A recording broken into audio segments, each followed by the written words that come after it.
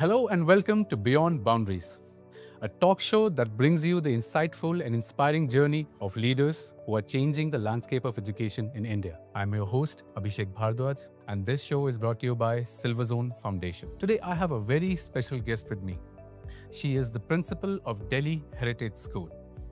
With an incredible experience of over 28 years in education, she has been the guiding light for countless students, helping shape young minds into confident, future-ready learners. She is a true visionary leader, deeply respected for her strong commitment to academic excellence, holistic development, and emotional well-being of students. Her outstanding work has earned her several prestigious awards, including Best Principal Award, Global Principal Award, Savitribai Phule Award.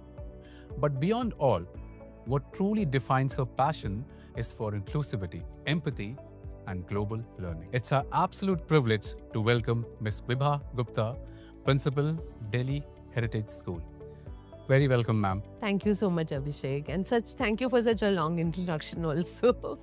It's always a pleasure to bring out and meet principals who have been a beacon of inspiration to everyone. Pleasure talking to you.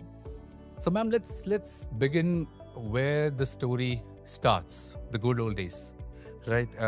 What inspired you to choose education, and how it became a career trajectory for you? You would be surprised to know I never chose this career voluntarily. My education from Delhi University, I did English honors from Ramjas College. Thereafter, I went for a diploma in business management, as I belong to a family of chartered accountants, and there is no teacher in the whole family, the entire extended family also. But as it is said, man proposes and God disposes. So I just applied. I was in Bhopal and nothing to do. So I applied to a school, Carmel Convent, one of the very best schools there. And I got accepted for the teacher of class 1. And that classroom experience was so enriching. It was so enjoyable, I would say. That time I wouldn't even know. I was so young. I wouldn't even know enriching. But it was enjoyable. I really enjoyed my stint teaching those little girls of class 1. It was an all-girls school. So I think that's how it started. And then I seriously started thinking about pursuing it further, and education followed, training followed. I was an untrained teacher at that time, but very fortunate to have mentors who really helped guide me. And then the journey began. That's the first step. Okay. So you were kind of going with the flow, just enjoying the moment. Correct. I was going with the flow, and I also got a lot of opportunities right from the beginning of my career. Small things like getting to judge an inter-house competition. It would elate me, and I was so excited that, I've given something worthwhile to do. And eventually an inter-school competition. And those were small rewards actually that egged me on, to pursue this career. But I'm glad I did that. Here I am, and I'm very glad that I took that first step, and maybe that was the calling. Oh yeah, I could see that spark from your eyes right now when you go back. You're talking so passionately about those days. And I still remember those days, There were such happy days, and each day was a learning. Each day was a new day. Just to tell you one episode, when I started teaching those class 1 children, they also, in their kindergarten, their school timing was till 1 p.m. And when they come to class 1, it was till 2:15.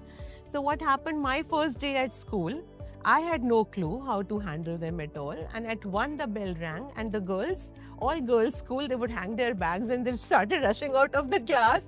And I had to really stop them at those times, So those small things, when I see my teachers these days, when they are freshers, I remember my days and I say, it's all right, they will go far. So, what would be the most defining moment that you still carry with you? Lots of places, lots of I would say opportunities that came my way. This journey has been really long, like you mentioned, more than 28 years now. And 3 places I've taught. The Carmel Convent was a very enriching experience. Then I shifted to Delhi, and very first interview I gave when I got accepted at Sachdeva Public School, Pitampura. That was like my exposure to a co-educational school, teaching a little senior classes, I would say, class 7, 8.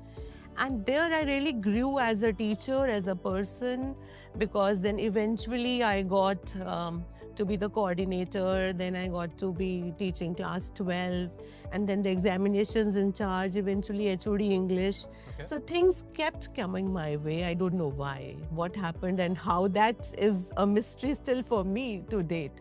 But whatever came my way, the only thing that put me to task was, let me do it. Whatever came, though I was maybe many things came for the first time, but this opportunity to come to this school as head of school, as founder principal, as the first admission through my hand, the first appointment of teachers, it was a defining moment because it was too new for me. Though I had been examinations in charge, HOD English, but I had no administrative experience. School is not just academics. That's very... It is a lot of admin work as well, which I had no exposure to. So eventually I got to understand that I have to look after a Mali as well, and I have to look after an accounts department as well. It is not just classroom.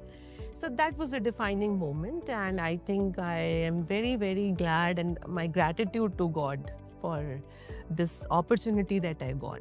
As a person, I grew. So, I mean, I think that is how one's journey should be.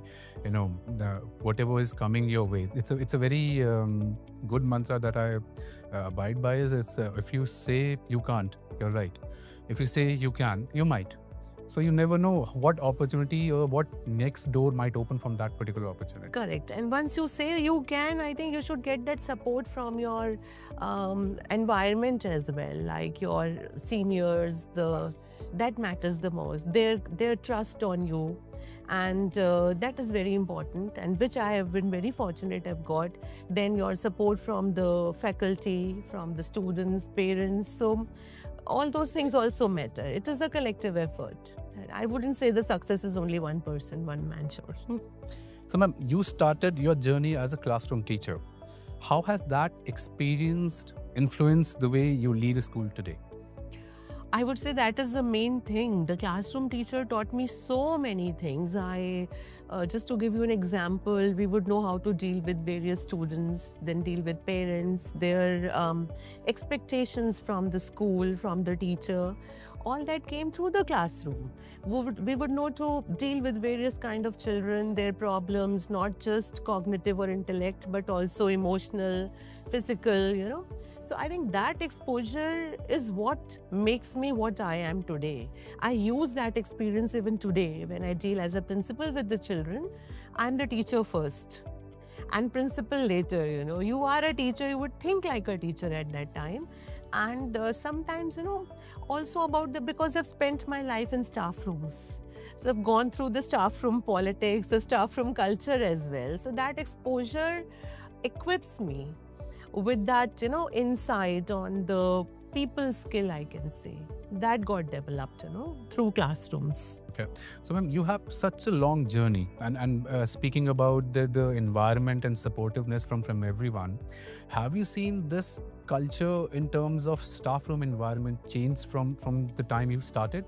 And now when you are in a leading position, do you still see there are certain changes, or do you still feel that humans are the same? You're right, humans are the same, but environment changes, times change, lots of technology has gotten now. Those were the days we used to make question papers by hand, and the result sheets used to be those big result sheets, and we used to calculate 10%, 20%. Those results were made and by report cards by hand, no chance for an error. These are the days of apps and typing and the service providers and ERP. And now with AI booming, you just have to write in a prompt and everything is done for you. Correct, and it's not even typing on the phone, or now it is just holding it, the voice. So lots have changed, correct, and the challenges change accordingly.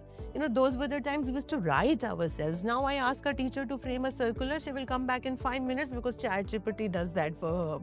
So how to put in that human element, our specific element. So now the handling is different. We need to now read it, change it according to our needs, and the emotional connect has to be put in now consciously. which used to be done earlier ourselves, and now it's machine writing things for us. So yes, staff from culture also has come a long way. So have the students, so have the parents. So everything has changed over years, and handling changes. One has to adapt to times. That's true. There's One no has to other way. adapt. In order to stay relevant, you have to adapt. True. So let's talk about the school vision now. Right. So when you say holistic development, what does that truly mean to you? And in today's education ecosystem and environment? Very important term, and part of our vision at Delhi Heritage School. This is our core values. It is inherent in our core values. When I say holistic, see, if I look back to my childhood days, marks were very important. The parents used to find, okay, you got 72%, fine. The other child has got 82, the neighborhood child or somebody. But these days, the parents' expectations also have changed. The schools also have changed. Marks are important, but so are other skills. These days, earlier, the professions were just engineering or a medical profession or a profession as a chartered accountant or something. But now, children are allowed to be singers, players, sportsmen. They're allowed to pursue And they're also their- getting that kind of support as well. from parents as well. Even the parents know. I have a student in my school, he's passed out, and he's a very promising cricketer. One day I hope to see him in the IPL or someplace. The father would come to me right from his childhood, like class 5, 6, and he would say, "Ma'am, pass ho jayega English or maths में उतना करवा दीजिए, बाकी मैं cricket में निकालना है इसको." So now the parents' expectations also have changed. So accordingly, holistic development, coming back to your question, is in every aspect. Intellectually strong, all right, but emotionally also strong to deal with failures. Failures should be normalized, or I would say mistakes should be normalized in this school. All right, if the work is not done or not up to the mark, but the child is going for, say, debates very nicely, is a good orator, so that is also success. That is That's also, so these Such days. is not just you're getting marks or Marks, becoming an correct. engineer. There are a lot of professions now. Yes. Right. And in the national education policy that has come, more stress is on the experiential learning. So it is not just exam oriented, which is very positive development for education system. So in my school, I want to see individuals who are confident, who walk out of the school, who are not emotionally unstable or would say weak. So I want to build that strength with them. So we give opportunities to them to speak a thought at the school assembly. Maybe they would be participating in a play in the school. And see, I used to hear one line from one of my mentors earlier. She used to say, "सब कोयल नहीं होते हैं, और जंगल में सिर्फ कोयल ही गाएगा तो जंगल बहुत शांत हो जाएगा. Let the crows also sing." So we ensure children get opportunity. What they pursue later, it's all right. So by holistic, I mean everybody gets to do almost everything while they're in school. So for this are there any certain kind of clubs that you have introduced, or is it in the developmental stages at the moment? Yes, we have lots of clubs. We have an eco club, we have the English literary club, we would have a maths club, we would have a sculpture club, and also connoisseurs. They would do candle making, they would do, painting, or maybe cooking, a little bit of cooking without fire or with fire also. So let them try their hand, and you will be surprised to know lots of boys opt for connoisseurs. Yeah. Lots of boys. I'm one of them. Because they love doing it. They will come to me with a tray set with a glass of a drink and a bhel puri or something, to show the decorations over it and the garnishing. So I feel very happy to see. Let them take their calling. That just reminded me of my time when I was in home sciences class. Yes, and I really love to see those children there. Sports is all right. Music, many children go, but let them go to a actors club or something. So that is one opportunity. They may change their club also. That also we allow. Yeah. Okay. Any new introductions into robotics or AI, since this is on a boom and now the world is shifting, That's a very in thing. We have to give exposure to our children to all this new technology. The digital world is here, and it is truly here. One has to adapt to it and adopt it also. So yes, robotics is a part of the curriculum. Like we have yoga or aerobics, similarly robotics, skills are a part of curriculum. So what we are planning this year, because skill education started this year in a big way. So first of all, we have been doing renovating a skills lab for our children, and two of the classes are planning a rooftop garden. So that's the space I'll be giving them, and they'll plan a layout, plan the kind of plants, a kitchen garden at the rooftop. So skill we are giving them exposure to. Robotics is yes a part of the curriculum. ICT has always been a part of the curriculum. So exposure to everything is given in the school. That is mandatory, and then they take their call. And some children pursue something further, and some want to do academics. All are all right with us. So at Delhi Heritage School, it's not just about the marks or about, getting into a profession as an engineer or a doctor or an entrepreneur. It's about, getting that particular safe zone for students to explore what they want to do, be it singing, art, dance, cooking. Correct. So, ma'am, as we were talking about technology, let's pick that topic out of the basket, right? So, technology is changing education rapidly. So, how has Delhi Heritage School adapted to this change? And you mentioned your core values. So, are you you mentioned adapting and adopting. So, are these going to change the core values, or you going to integrate or find a middle ground for that? No, it won't change our core values. They remain same. And the core values are very simple, holistic development, global citizens of the world, grooming children into globalization. So technology is a part of it. It is also a tool for it. Technology may complement education. It would enhance education, but it will not replace education. It won't. So technology like smart classes, each and every classroom at our school is a smart classroom.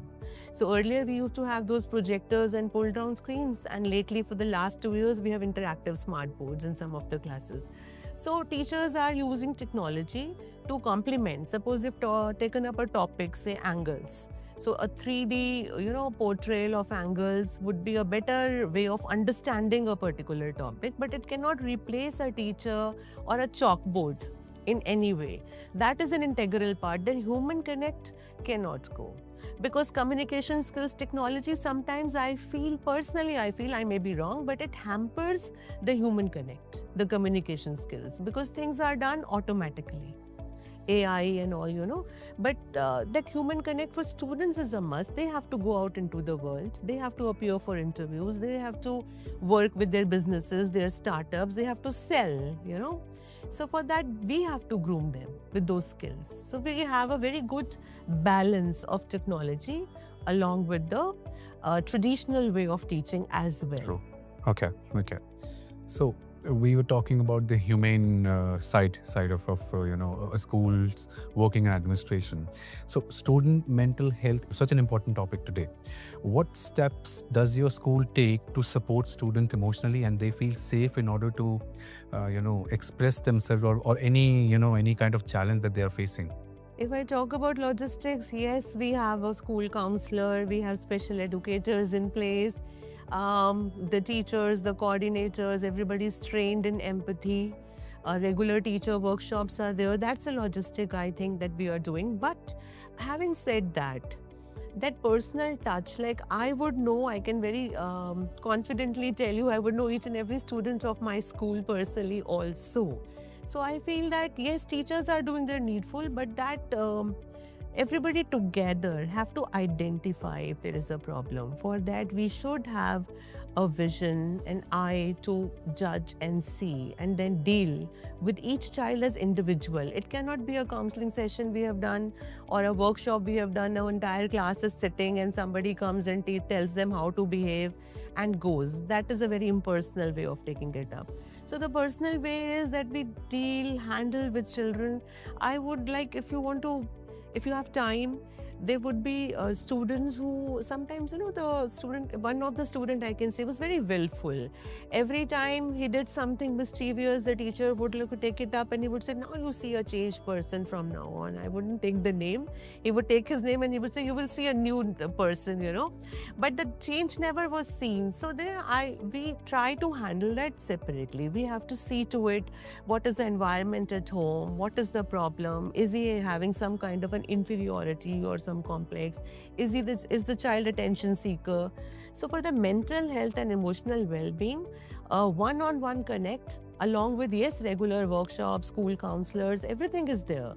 But still I feel one-on-one connect is important. At Delhi Heritage School, we do try to handle people, handle children with care, I would say. They should need, sometimes attention seekers are there, but they should be able to voice themselves. That opportunity we give in the classroom as well as outside the classroom. All right. Okay. That's really awesome to hear that there are such initiatives now in place inside the school ecosystem where, teachers have identified these are the problems and they are taking necessary steps in order to guide that particular student. And I love the fact that you are going to the root cause of the problem, not just solving the problem. If I'm able to change even one child in a year, bring about a change in one child, I think that's what is my award and reward. Not these. Yeah. I'm sure these That's are the also reward. very, but then that gives you that purpose, Yes, that the driving happiness, force. and the children do come back. After they pass out, they would come back. And even some of the students of my old school, their kids are studying with me here. And they would come back and tell me कि आपने तब एक बार डांटा था. I said, okay. So they remember you all your life just because of that one, gesture you've shown to them. That's important. So ma'am, in this next segment, we'll talk about the global exposure and collaborations that you have done. So you have worked on international collaborations. How do global partnerships enhance a student's learning experience? See, globalization is here and it is very real. And children have to be trained to understand diverse cultures. If I would just get back to in our country, children have very less exposure in their home front to diverse cultures. As Indians, we rejoice and we take pride so much in our own culture, our festivals. So at home, usually that acceptability of other cultures is very less, the exposure.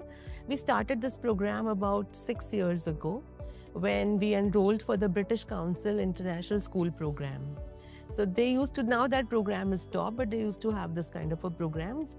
Schools would enroll, and for 3 years we had to do international work to be a part of that program. So it started from there when we had a partnership with the school in Morocco and we did an exhibition. We had an exhibition of our culture here and they had of their culture, and then we had a Skype session and shared photographs and videos. That was a small way of doing it. But now for the last 3 years, we have been really associated in a big way with about 5 schools or 6 schools for now in Taiwan. And we picked that project up as an ongoing project. Various grades and the elementary school also would connect with their elementary school. We would have a session, say, on festivals of India. So once it so happened, we showed them about Holi and the colors and Pichkari and Gunjiyas. Even, children would dress up in white and come, and they also showed us their dragon race and, So the best part was all of them wishing us with a namaste. And, my children equally loud, they were ni hao. So, we taught them a few words. So that was really very enriching an experience. And children go home really excited and looking for more. So we have been doing it, and then we send them a parcel with all those gulal colors. It was difficult to send that parcel. Pichkaris were allowed. And children made some bonfire with ice cream sticks, and we sent those things for them. But colors were not allowed. But then I told the person, the transporter, that we have to ferry it. It reached there. Their unboxing video, it is on our school website also, the page also. It was a pleasure to see them unbox and then, put colors to each other, playing with Pichkari. So it was like Holi in Taiwan, So our children also, and I think such programs really enrich them. they begin to respect other distinct cultures and they respect their own culture more. Like my children would say, "Ki, ma'am, they're also playing Holi." So that is a big thing. So that brings a respect for their own culture as well, along with appreciating others. We had once exchanged some letters with them in person, in kind, not just digitally. Okay. Kind of So- pen pal. Pen pal kind of a thing. So not just letters, there were some columns in that because those people don't know much of English. Most of it is Mandarin and but international schools do speak. So there were some questions on it like your favorite place in Taipei and ours was favorite place in Delhi, favorite food and what do you want to be in future. So our children mostly engineer, doctor, pilot, nurse, teacher and their children it was like plumber, a rapper or a guitarist also. So, it was very good to see and read those letters in a group discussion here and they read ours. So, we understand that the dignity of labor, in our country, we have certain white collar, blue collar. Many countries don't have that. So, that was a chance for us to tell our children. You see, everybody has a thought process. A country's culture is there. So our children learned a lot from these programs and we want to extend it to other countries as well. We will do that in I future. mean, that's so true. A country needs an engineer, but they also need a plumber. Correct. They also need a gardener. That's not something that cannot We be can't do obsolete. without them. Yeah. So such things, I think these programs inculcate a lot of change of mindset in the students. If we do that from this early age, 6, 7, 8 years of age, I think this will grow. It will eventually, yes, ma'am. I think it will grow now. Since now digitization is like, almost happening every minute of our lives, Skype calls, WhatsApp, there's so much. Even when we are in person, there are certain ways that we are connected digitally as well, right? So to my next question, in your opinion, how important is cultural exchange in preparing students for a global connected world? Very important. I would say very important. We do not know our children where they are going out in the world, which part of the world they'll be living in. It is very important for them to know as much as possible about various cultures, not about the world, only about India also. We are living in this, northern part of India or Delhi. Our children may not know much about South India or East India. So when they travel, globalization as well as within India also, they need to understand it is not that what mindset or lifestyle we are set in is not the only one. There are many more in the world. Just going back to Taiwan also, our grade 9 last year had a project where we cooked, So they sent us 3-4 recipes of their dishes and we had to choose one according to the ingredients available here. We sent ours.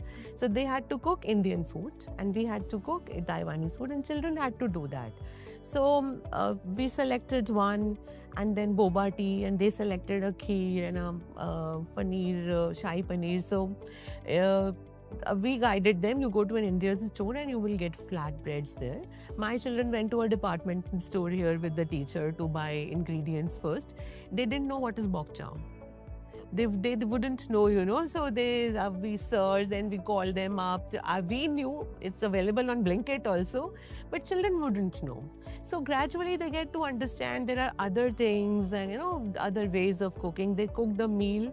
Then we had a Skype session. They did a prayer before their meal and we said a prayer and then we ate together, It was really good and very challenging for us because they serve midday meal in their schools. But our public schools and my school, we don't have a system of that. So we didn't have those trolleys, we didn't have those big utensils. So children organized things, and served. So it was a learning. I think it is very important to train children consciously into various cultures and systems. True. So now in this segment, let's talk about reflection and leadership and awards. I'm sure there are a lot of them, but let's take one story at a time. You have received like several prestigious awards. What keeps you motivated to continue striving for excellence? I wouldn't say these awards don't motivate. Yes, they do motivate. One, everybody looks for motivation. When I say we provide motivation to children or teachers, then I also need that, all right. But the biggest motivation, like I just told you, is my children. When these awards come, okay, fine. But when I see my children do well, in life, in school, in academics, in other parts, other things, other streams, that is the biggest motivation. Awards are, yes, on the side. I think they follow. And how do you encourage your teachers to strive for excellence? That is very important. Teachers have to be motivated and kept motivated. And for that, yes, regular workshops are there, training programs are there. Then the CBSE also conducts so many capacity building programs. The subject training has to be there. But more importantly, training in developing children in other ways, not just academics. It is mostly teachers need to be trained emotionally as well. They need to be kept on a high, for anything, because for teachers also it's race against time these days. We say digitalization has come, technology has come, but the workload hasn't reduced. The workload is still there. In fact, it's even more because more subjects seeping in and more expectations from the parents as well, expectations from the management as well. So teachers need to be motivated. We train each other in one way. That is one system I have devised in my school. We have lots of demo classes. Like in the vacation this last week, teachers are reporting to school. So we learn from each other's best practices as well. Otherwise, what reference do they have? There may be a workshop like we are associated with Isha Foundation of Sadhguru. They would come for a Miracle of Mind workshop or a yoga workshop, or we are associated with the Brahma Kumaris. So Didis would come for a meditation. That is all right. That's good, and that is a part of the school curriculum. Apart from that, a teacher may take a demo class in English and others are listening to her. So we learn from her best practices, the voice modulation, a little bit of enactment in the class while teaching. So teacher training is an integral part. We take it up very regularly in our school in any which way. Okay. And in terms of, we're talking about motivating and encouraging teachers, do you believe academics is one side? What about co-curricular activities like Olympiads? Like, do you believe they help, or is it just kind of one more add-on for a student in order to, justify if they are doing well in academics? It definitely helps. Actually, it prepares them for more examinations and tests and competitions for future. Taking Olympiads and maybe some other exams, there are many more, not just Olympiads. There would be a Hindi, or like we are associated with Bharat Vikas Parishad. They have a Bharat Ko Jano quiz every year. My children participate, they hold it in my school, and then it is at the district, state level, etc. So such things, prepares them for life, prepares them for more competitive exams in future. Like they have to get into an engineering as well sometimes. So they have to appear for JEE, they have to go for a NEET, so these things actually prepares them for varied questions, because internal home exams, teachers are teaching, the same teachers are setting a question paper, the children are appearing for that paper. So where is the exposure of the outside world? So such tests and exams, yes, definitely they are an integral part of our school. We encourage children to participate. Not just this, many inter-school competitions. We organize inter-school competitions. We want children to come to our school and our children to be as an audience. Even if we have an inter-school skating competition, I send my classes to sit at that stadium at our playground and cheer for the teams, and because that also teaches. As kid, I used to go. My school was good at basketball. I was from Rosary School, and we used to go to Montfort and used to go as a cheering lead team there. So we learn a lot, to cheer. It creates a sense of belonging. Yeah. Belonging for. And teaches the teamwork as well, or how to, even if you're losing, how to accept it gracefully. Gracefully. I mean, that's what after gives that, you. Yes, there will be a moment of disheartenment, but then it's all right. The very next moment they come back to the class and they are normal. So they learn to get defeat also, yes. So everything is important for the children. All this is learning. Learning is not just textbooks. So do these Olympiads give you the proper assessments that you're looking for, or is it just an exam that now, this is the pattern that how you will see after a grade 12 exam? do you get those insights from them, or is it something that is just, we'll see later on? There are all kinds, but Silver Zone, I would compliment you for that because we get a very comprehensive report student-wise, where they stand school-wise and where the children stand state-wise. So that is very important for the children. It really helps the children as well as the parents. Sometimes, parents have some unrealistic expectations from the children. It's both ways. Yeah. High achievers are there, but there are some students who are really forced to appear also by parents thinking that, okay, they can do very well. But when they get an assessment which tells us where a child stands at various levels, it's an eye-opener for the parents as well. A child may do very good in English Olympiad, but has not scored in maths. So they would take an informed choice when the child comes to class 11. They would know the right choices of subjects. So these things are stepping stones, I would say, to future choices also. So some Olympiads like Silver Zone is very comprehensive, and some of there we just get the list of winners and certificates, but even that is all right because that is a motivation for the children to get those certificates and those medals. We always put it that way. It also depends on the school how we portray it. Like if I would announce awards in the assembly, then I would say that each one of you from my side is a winner and each one of you is eligible and you deserve this, work hard for that. So that gives a impetus to the work. And thank you, ma'am, because that compliment coming from you, I have that feeling of proudness inside me because I have been one of the members who have been working very closely for the assessments. How can we improve? How can we give those targeted insights to school management and for students as well? So this year we have introduced Real Matrix assessment system. So now a school will get 2 reports. One is for the student and one is for the school management, so that they get a clear roadmap of how the school in terms of academics and in terms of the questions that we have been introduced in this, but this year it's more on competency based and not just rote learning. Right. That's very important. Let's hope how this year brings I'm sure it will be insight better. for us. I'm sure because you are been bringing those positive changes. But student assessment that you sent last year was really comprehensive, really good, appreciated by parents as well. Thank you so much. I feel very motivated now. I'm gonna do much better next year. That's my point actually, to motivate you to betterment. So, if you could bring one reform in education, what could that be? Reforms are underway these days. So many reforms have come up this year, But I'm glad the reforms that have come up are in the right direction. The NEP and then the NCF-SC, the National Curricular Framework, are a reform in right direction. We see a definite shift from textbooks to learning, a definite shift from from teacher to the learner. I think it is now learner-centric, and also a lot of global activities, the changes that the skill education being introduced, the computational thinking. I think all that will show the results in some time now that are being introduced. Mine would be, we have to be, and it is underway, so it's nothing new that I'm telling you, but we have to be child-centric.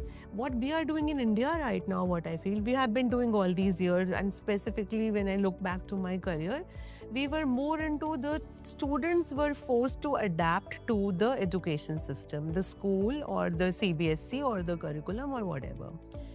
I would like to see a stage when the education system adapt to a child's need. In India, it is difficult because of the sheer numbers in the classroom, but it is doable now, I think. It will come eventually. It will come eventually. The changes that I see, I think it's doable. We will be able to do that so that we are able to mold ourselves according to why should we ask a little child to mold himself. So that would be, I would like to see that, maybe utopian, maybe doable, let's see, but that's my personal. So ma'am, as a part of the school leadership, how do you, or as a collective management decision, how do you decide this academic year or for the next 3 years, this is the publisher that we are going? What are those factors or variables that you have in place, and some things that come up with time? So how, or what are the factors, if you can share with us? Book list deciding is a major activity.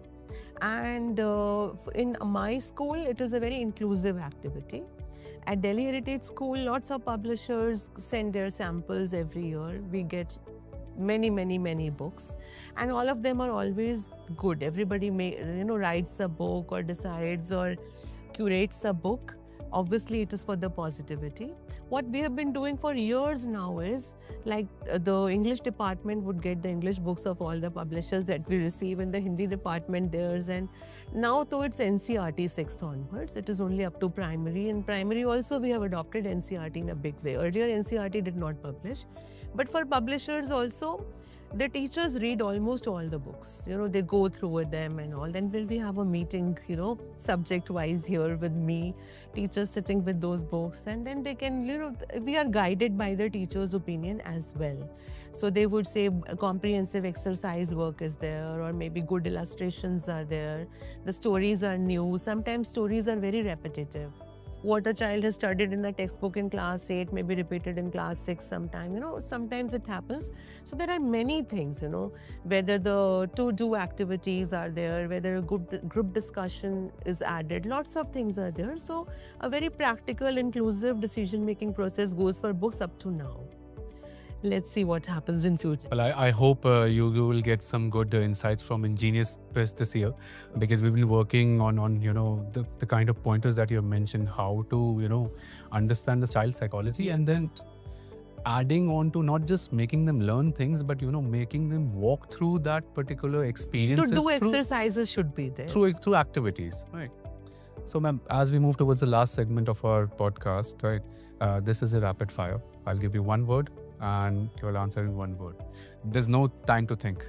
Very blunt, and whatever comes to your mind. Okay. I'll try. Don't be politically correct. I'll try again. Okay. So, ambition. Necessary. Confidence. Again necessary, but build. Delhi Heritage School. Excellence. Moral values. Very important. Ethics. Inculcate. Students. Dear ones. Okay. Olympiads. Difficult. Okay. Abhishek Bhardwaj. Very cordial. Thank you. Thank you, ma'am. So, thank you, ma'am, for sharing your valuable insights with us today. It was a very enriching experience for us and for our viewers as well, I'm sure. Your unwavering dedication to education, holistic student development, teacher encouragement has continued to serve as a powerful beacon of light in education in India. We would like to thank you, your staff, to make this discussion possible with us today. And we wish you a continued success in years to come in shaping the leaders of tomorrow. Thank you once again, ma'am, for being with us at Beyond Boundaries. Until next time. Thank you so much, Abhishek, for taking out time for this chat with you. And I feel enriched today. I've also learned a lot from you. Thank you so much. And you're a very good, I would say, quiz master. Pleasure is all mine. Thank you, ma'am. Thank you.